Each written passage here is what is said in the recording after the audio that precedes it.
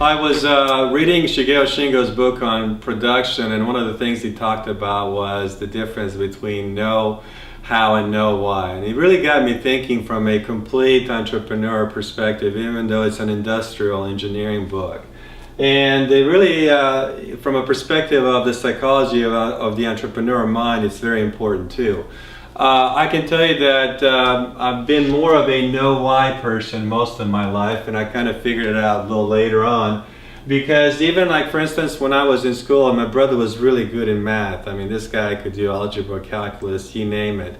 But for whatever reason, I ended up copying some of his homework because we're twin brothers, and so I would do that to save some time. But one of the things is that when you look at, for instance, mathematics or algebra, of course you have to do the know-how, which means you do a bunch of problems. And after a while, if you're taking calculus or algebra, it's like, how many problems can you really do, variations of it? So once you do, X amount of problems, then you move on to another topic. And this also works for instance, thermodynamics or heat and mass transfer, any of the engineering courses. But one of the things I focused on was really know why.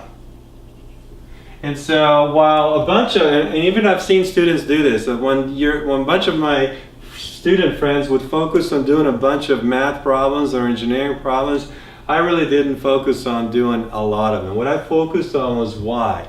Why was the, whatever the formula is, how was it derived, and why? Why was it done that way? So if you're an entrepreneur, it's very important from a psychological perspective is to not only know how to do something, but actually know why. Why is it the way it is? And the reason is because in a startup, you're in a market where there's so many variables playing out, so many unknowns, and they're dynamically changing that if whatever your function, your process you're doing, if you know both things, know how, and if you know why it happens or why you're doing the things you're doing, then it gives you much more of a flexible mental advantage as the market changes, as the consumer preferences change. Then you know not only how to change with the market, but you also know why you should change and how you can go about it. So don't forget, it's not only about knowing how to do something, but it's also knowing why you're doing it. Until next time.